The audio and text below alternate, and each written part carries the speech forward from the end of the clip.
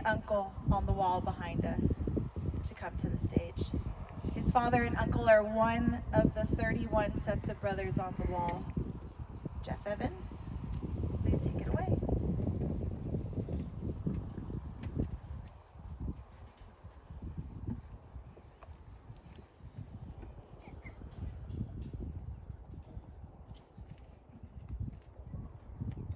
Good evening, and thank you, Nadia, for that introduction. And thank you guys for being here on this beautiful spring evening. Thanks also to the Vietnam Memorial Moving Wall and to the Eastside Memorial Park. My name is Jeff Evans, and I'm proud to be able to speak to you guys this evening. I'm a longtime Douglas County, Johnson Lane resident, Douglas High School employee, and Gold Star family member. For those of you that don't know what Gold Star is, each of us has lost someone to war. It's an exclusive club that none of us want to be in. I recently retired after 30 years as an educator. I spent my entire career in the great state of Nevada. I worked at Clark High School in Las Vegas, I was at Carson High School in Carson City, and I was at Douglas High School here in Minden as the Dean and Athletic Director. My last 5 years, I was the principal at Eureka High School in beautiful Eureka, Nevada. I loved every minute of my job working with kids. I'm going to be telling you guys some stories tonight, and some of those are pretty personal to me, so please bear with me if I get emotional. This Memorial Day weekend, 2024, here in Minden, we are celebrating the lives and service of the brave soldiers who paid the ultimate sacrifice and died for their country during the Vietnam War. There are 58,318 names on the Vietnam Memorial. That means that there are 58,318 families that get to visit their lost loved ones on the Vietnam Memorial. Of those 58,000 plus names on the wall, 31 pairs of those names are brothers. That means that 31 families get to visit 2 names on the wall, and my family is one of those 31 families. Panel 6 West, line 80. That's one way I can identify my dad. That's how I know where to find him when I visit the Vietnam Memorial. It's an honor to have him on the wall, but I wish I didn't have to come here to visit him. My uncle, David Lynn Evans, is located at Panel 40 West, line 28. And my dad and uncle are also one set of 4 sets of brothers from the state of Oregon that died in the war. To be able to honor them here in my town of Minden on Memorial Day is a special occasion, and you have no idea what this means to me. I've been fortunate to visit the traveling memorial in several locations. I visited it in Boulder City, Nevada, and now twice in Minden, and I was able to take part in a very special ceremony when the wall was brought to Klamath Falls, Oregon, my dad and uncle's hometown. I take advantage of every time I've had the opportunity to visit my dad and uncle on either the moving memorial or the wall in Washington, D.C. It's for me a time to visit with my dad. On October 24, 1968, my uncle's helicopter was shot down. My uncle, Specialist 4 David Lynn Evans, was a gunner with the 117th Assault Helicopter Company in Long An Province. As the door gunner, he stayed on the machine gun in the downed helicopter so his fellow soldiers could make it to safety. And he was killed during the selfless act. He was 19 years old, the average age of soldiers that were killed in Vietnam. Flag likes me. I've been in contact with one of those soldiers who made it to safety due to Uncle Dave's bravery that day.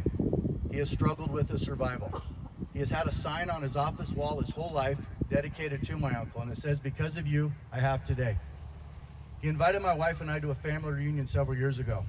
He said that due to Uncle Dave's selflessness, his family could have a family reunion where my family could not. I couldn't get myself emotionally ready to go, so I was not able to go to this reunion. My dad, Specialist 6 Norman Francis Evans, was assigned to the Army Security Agency's 156th Aviation Unit stationed in Can Tho. He was killed during his second tour in Vietnam, November 24, 1970, 3 weeks shy of coming home. My dad was in a fixed-wing RU-6A Beaver airplane when they were hit by an ascending ARVN UH-1H Vietnamese helicopter. It was a catastrophic crash with no survivors. There were 4 American soldiers on his airplane that perished and 13 Vietnamese soldiers on the helicopter that died. He was 23, Mom was 23, I was 2, and my brother was 1. My mom received the news of Dad's passing 2 days before Thanksgiving. I've spoken with a soldier that was there the day that my dad died, and I don't think he's ever fully recovered from that day. He remembered every detail as if it were yesterday. I never knew my dad, and I never knew my uncle. And an interesting bit of information is that my dad and uncle died in a war that they fought over 8,000 miles from home, yet they died about 75 miles from each other. I'm constantly looking for information about my dad. Recently, as I was searching the internet, I found a picture of the actual plane my dad was flying in when he was killed. There are constant surprises and constant emotional roller coasters for me that I take part in my endless search for information about my dad. After my uncle's death, my dad did not have to go back to Vietnam, and I tell myself I think he felt the need to avenge his brother. My grandparents did not want him to return, and he told him that he would be in Laos or Cambodia and not near any warfare. The decision of his has always made me wonder. My brother, Sergeant David Lynn Evans, also assigned 1st Squadron 82nd Cavalry Regiment, felt the need to enlist after 9/11. After suffering an injury on a second tour in Iraq, he never fully recovered and passed away August 5th, 2011, 10 days shy of his 42nd birthday. My brother was named after my uncle. Now, my brother's funeral was one for the ages. It was held in Klamath Falls, Oregon, and he was to be buried next to my dad and my uncle. There was talk that members of the Westboro Baptist Church were going to be there to protest. So the Patriot Guard heard this and they showed up in numbers, and many of them were Vietnam vets. They were at the church where the service was held and escorted us all the way to the cemetery. And it was a beautiful sight following 50 motorcycles all carrying American flags. And it was a sight very similar to the procession that led the wall here from the CVI down here. I remember passing by a father and his 2 small sons that were out working in their yard. And as we approached, he gathered his 2 sons together, and all 3 of them saluted my brother as we went by. I will never ever forget that. And as the Army Honor Guard handed me my brother's flag, I remember a wind that picked up on a very calm, sunny day. The wind, which everyone could see, went down the path to my brother's casket and rippled all of the American flags along the path, very similar to these flags right here. The wind went through the family members, and then I can remember watching the wind disappear into the sky. Everyone saw the wind, but only the family members felt the wind. That was my brother saying goodbye. The saying, "Those who disrespect our flag have never been handed a folded one," is so true. I will never forget being handed my brother's flag and then handing it to my mom. There are no words to express how sad and how powerful that moment was. And I've been very fortunate to get to know soldiers that served with all 3 family members. I feel blessed to speak with soldiers that served with my dad so I can learn more about him and his love for God, his family, and his country. And I recently talked with a soldier that served with my dad, and he told me about my dad building a fence around their shop in Vietnam, and he carved tiki heads on the posts of the shop. Dad basically turned the front of the shop into a front yard. He then made friends with the mess hall sergeant, who brought a roast over that they cut up and ate as steaks. Dad provided the beer, and they had a barbecue. The soldier said my dad was the reason they were able to enjoy some of their time in Vietnam. Now, until the invention of the internet, all I knew about my dad was from my mom and family members. And you know how that is, it's all roses. Once I met soldiers that served with him, I learned about my dad's favorite beer, his brand of cigarettes, and how bad his jokes actually were. Where I lost my dad, my brother, and my uncle, my mom lost her husband, her son, and her brother-in-law. And I will always remember as a kid visiting my dad and my uncle and grandparents at the cemetery on Memorial Day. That was where we had our family reunions. I'm extremely proud of my dad, of my family's bravery and their willingness to serve. In 2021, I was fortunate to meet John Yespa, the founder of Honor Flight Nevada, who was right here. I met him at the dedication of the Nevada Gold Star Family Memorial in Sparks. 1 year later, I was on an honor flight with my wife to Washington, D.C. with other Gold Star families. There were Gold Star family members who had family killed in World War II, Korea, Iraq, and Afghanistan, and Vietnam. Honor Flight had something special planned for each of us at our memorials, and mine, of course, was the Vietnam Memorial. At the wall, I met the general in charge of Vietnam commemoration and the wall. Honor Flight had him there specifically to meet with me. We visited my dad and uncle's names and talked about them and their service. The general also asked me about my brother, which caught me by surprise. The general was an Iraq-era veteran and was genuinely interested in my brother and his service. And over the course of the weekend, we also visited the Korean Memorial, the Iwo Jima Memorial, and the World War II Memorial with Gold Star families who had lost someone in each of these wars. At each memorial, Honor Flight had something special for each person. On this trip, we met Mike and Lindy Leonard, and they are here tonight also. Thank you guys for being here. They were on our trip as Gold Star family members. Mike's a decorated combat pilot from Vietnam, and he lost his brother in Korea. And I was able to talk to Mike about my dad and uncle while at the wall. Mike helped me understand more about my dad's service, and I very much appreciate that. Lindy's dad was killed during the battle for Iwo Jima. At the Iwo Jima Memorial, Honor Flight had blood-stained black sand from the beaches of Iwo Jima for Lindy to give to all of us. On the last night of our trip, Honor Flight had a candlelight dinner. We had to get up and talk about our loved ones. And as I previously said, I never knew my dad, so I never knew that I'd really never grieved him. I was always that kid whose dad died in Vietnam, whose dad never came home from the war. And as I started talking, I started crying. It was good medicine for me. And I never realized I needed a trip like that to take so much weight off of my shoulders that I had been unknowingly carrying around my whole life. I've been fortunate to go on 2 Honor Flight trips. The second time I was able to visit my dad and uncle on the wall with Vietnam vets. Listening to their stories helps me know my dad better, to better understand his service and his love for his country. We also got to welcome the Vietnam vets home, something they never got when they returned home from the war. And for me to be able to say welcome home to these Vietnam vets was powerful. And if there are any Vietnam vets in attendance here tonight, which I know there are, I personally want to say to you tonight too, welcome home. The Vietnam Memorial was completed while I was in high school. I remember our high school government class took a trip to Washington, D.C., and I was not able to go. My teacher sent me a postcard of the memorial, and on the picture of the memorial on the postcard was my dad's name. 58,000 names on the wall, and my dad made the postcard, so that was pretty cool. I'm here tonight with my beautiful wife, Dina, who has blessed me with 2 wonderful sons. She's right there. Both Douglas High School grads.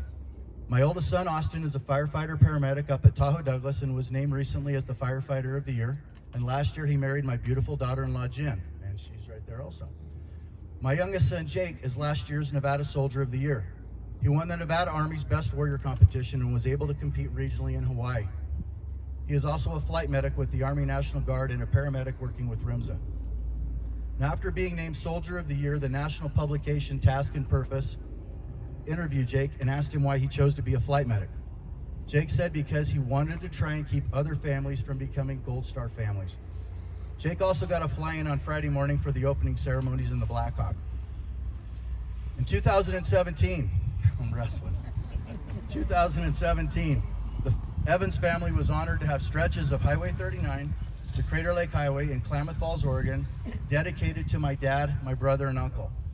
To be able to see your family's name on a fallen hero memorial road sign is an honor. And I've recently created a nonprofit foundation called Highway 39 Gold Star Memorial. My mission is to help Gold Star kids and Gold Star families.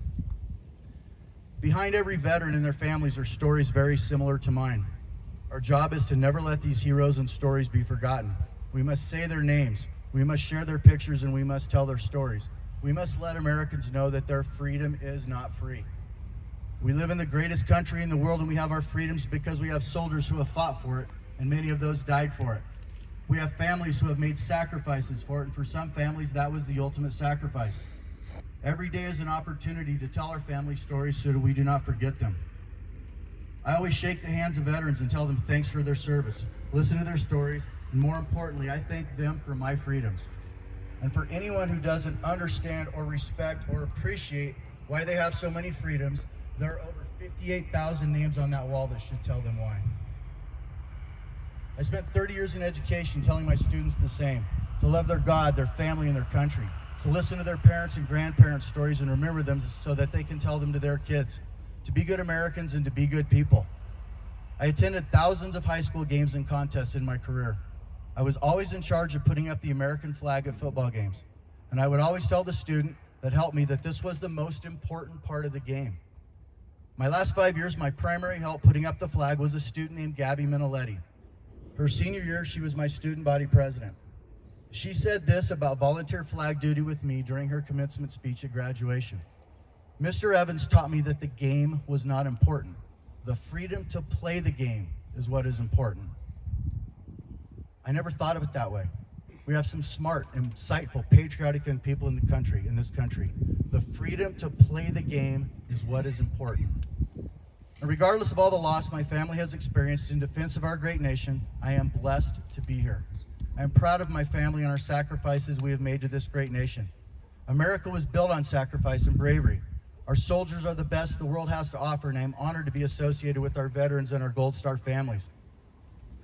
And my last story I have to tell is I have to mention an experience I recently had at the Gold Star Memorial in Sparks. As I was taking part in the candlelighting ceremony to recognize our lost loved ones, I noticed 2 young boys and their mother taking part in the ceremony that I had never seen before.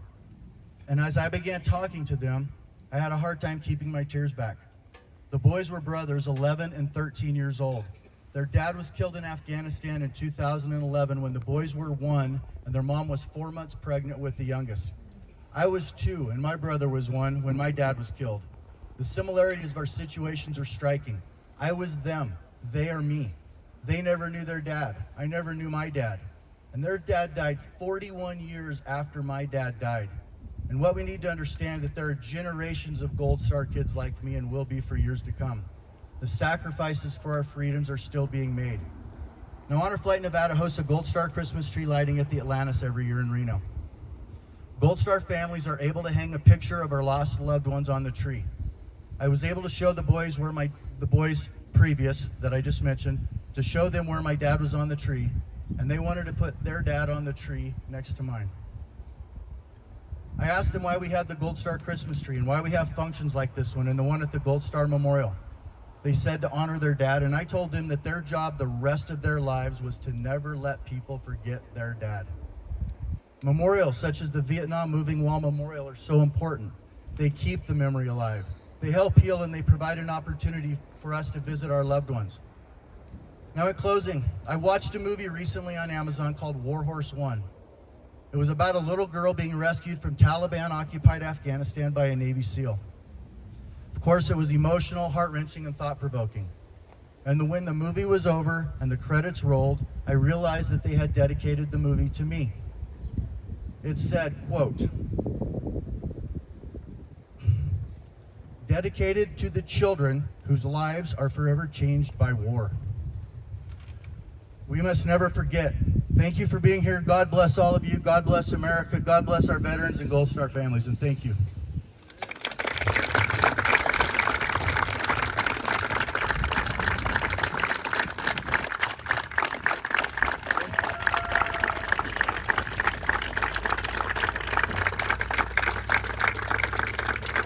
Thank you guys very much. Just remember, love who we are and never forget.